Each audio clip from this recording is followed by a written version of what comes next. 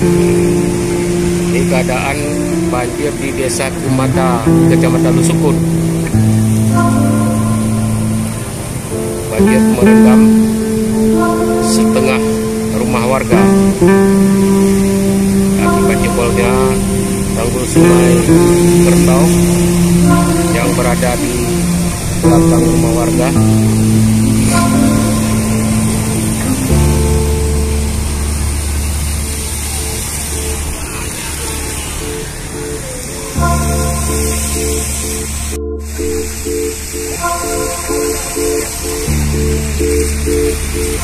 Inilah kondisi Polsek Lhoksukon saat ini.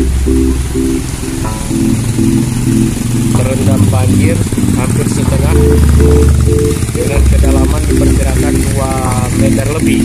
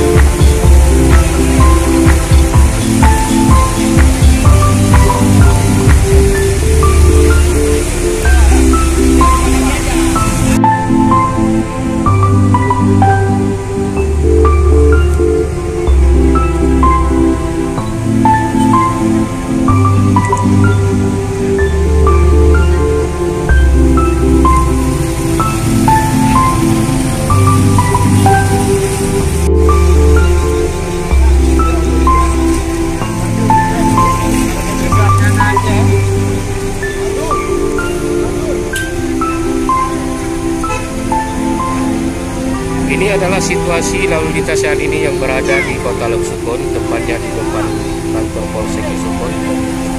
Nampak macet